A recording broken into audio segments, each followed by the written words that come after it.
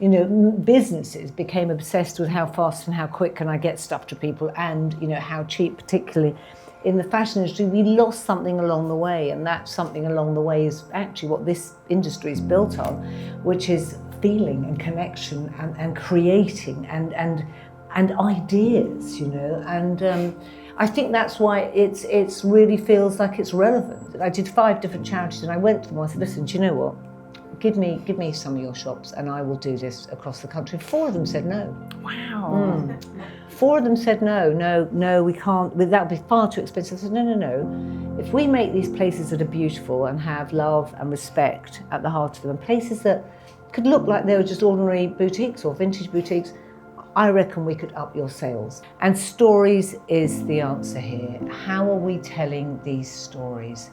And I think that's the role. How are people feeling? How do we tell stories about design, product, and how you surround yourself and how you create your world and your life and your sense of security, love? I think that's what needs to be done. And it wasn't easy on fashion. It's still a long way. I mean, there's a real divide. You'll still see people buying huge amounts of stuff. And then, I can tell when I get some posh mother who'll grab me and go, my daughter doesn't buy anything new in marriage. She only goes to the charity shops, as if this was a badge of honour. And it kind of is.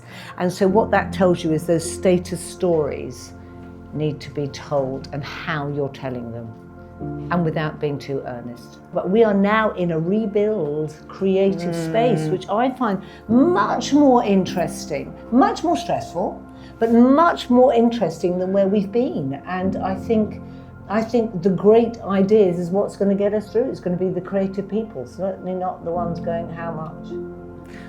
And that's the beauty of creativity. You can't analyse it. You cannot, it doesn't have KPIs. I did a talk at the Women's, International Women's Day. I'm sure there's only about 3 people that get asked in this country, and I went from one to the other, and this woman put up her hand and she said, I work for Apple, and we are always, the big thing they ask is to put KPIs to our ideas. And I said, Steve Jobs wouldn't have asked that.